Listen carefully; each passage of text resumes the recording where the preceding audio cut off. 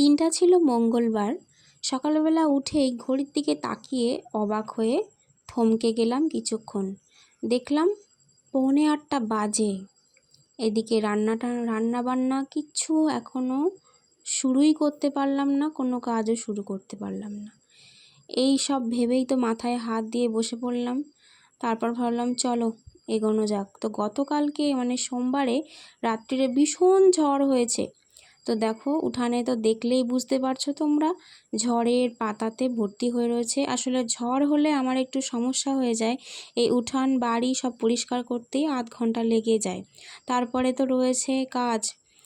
উঠেই তো তাড়াহুড়ো করে এখন কি করব কোনটা আগে করব সেই চিন্তা নিয়ে বসে থাকলে তো আবার হবে না। এদিকে বাসি বাসনও পড়ে রয়েছে।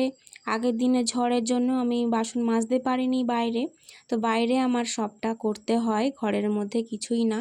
সেই জন্য আমার অনেকটা কাজে কিন্তু অসুবিধা হয়ে যায়। এখন হলেই বা কী করব বলো, কাজটা তো নিজেকেই করতে হবে। আর ঝড় বৃষ্টির মধ্যে তো আর বাইরে বেরিয়ে কাজ করতে দেয় না হাজব্যান্ড, বলে যে পরে করো। তাই জন্য সকালে উঠেই আগে ঘড়ি দেখে কিছুক্ষণ দাঁড়িয়ে ভাবলাম এবার আমি কি করব। এই ভাবতে ভাবতে তো যেটা আগে পেয়েছি হাতে পড়েছে সেটাই আগে করেছি। তো বাসনগুলো আগে আমি মেজে নেব।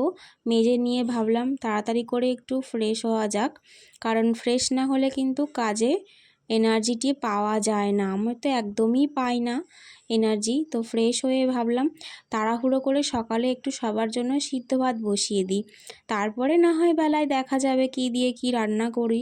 তো সকালবেলা ফ্রেশ হয়ে দেখো মুখ চোখের দিকে তাকালেই মনে হয় যেন আমি কত বয়স হয়ে গেছে, মানে এরকমটা হয়ে গেছে, নিজের দিকে একদমই তাকানো হয় না।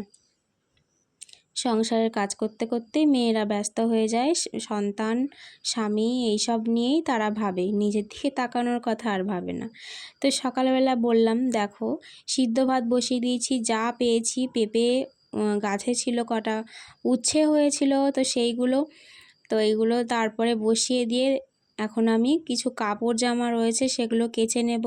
বিছানার চাদর টাদর সমস্ত কিছু কাচার ছিল, তো সেইগুলো বার করে ভিজিয়ে রেখে দেখো গাছে কি সুন্দর উচ্ছে হয়েছে। আমার দেখে তো খুব মনটা ভালো হয়ে যায় এদেরকে দেখো কি সুন্দর, আর ছিঁড়ে ছিঁড়ে না আমার রান্না করতে খুব ভালো লাগে। আর আমার শ্বশুর বাড়িতে না সবাই সকালবেলা উঠেই ভাত খোঁজে, কেউ রুটি খোঁজে না, কেউ মুড়ি খোঁজে না, কেউ চাও খোঁজে না। এটা আমার বাপের বাড়িতে অভ্যাস ছিল, এটা আমার অভ্যাস ছিল এক সময়। তো এখন আমিও এদের সাথে সমান স্রোতে বয়ে চলেছি আর কি। কিন্তু আমি ভাতটা সকালবেলা পছন্দ করি না এখনও, তো আমি চেষ্টা করি না খাওয়ার, কিন্তু মাঝে মাঝে হয়ে যায়। এখানে দেখো বললাম না যে সকালবেলা সিদ্ধ ভাত করেছি, আর সিদ্ধ ভাত হলে তো শুধু হবে না, তার সঙ্গে কিছু ভাজা অবশ্যই চাই। তো সেইগুলোও করেছি। এখানে দুপুরে রান্নাবান্নাও দেখো শুরু করে ফেলেছি। এইদিকে তেল পটল করব, আর ওদিকে বর বর চিকেন নিয়ে এসেছে তো সেইটাও করব। তো সবটাই আগে গুছিয়ে নেব। আজকে কিন্তু খুব ব্যস্ততার মধ্যে দিন গেছে আমার, তার মধ্যেও কিছু ভিডিওগুলো আমি ক্যাপচার করেছি তো শেয়ার করার জন্য। আমি জানি যে আমি আজকে কি ভিডিও দেব সেগুলো কথাও মাথায় রাখতে হয়, কিন্তু কাজের পাশাপাশি এই যে ভিডিওগুলোকে ক্যাপচার করা কিন্তু প্রচণ্ড কষ্ট, প্রচণ্ড পরিশ্রমের ব্যাপার। দেখো আমি আবারও ভাত বসিয়ে নিয়েছি। সিদ্ধ ভাত একটু নরম নরম হয়, তো ওটা তো আর তরকারির সাথে খাওয়া যায় না, তো আবারও ভাত বসাতে হলো। আর আমি এখানে একটুখানি দেখছিলাম আমার চ্যানেলটা।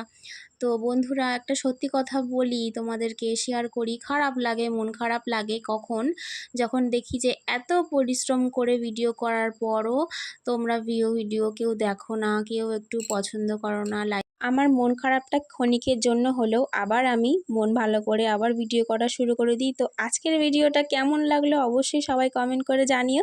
তো দেখা হচ্ছে আবারও নেক্সট ভিডিওতে, ততক্ষণ সবাই ভালো থেকো, সুস্থ থেকো, টাটা।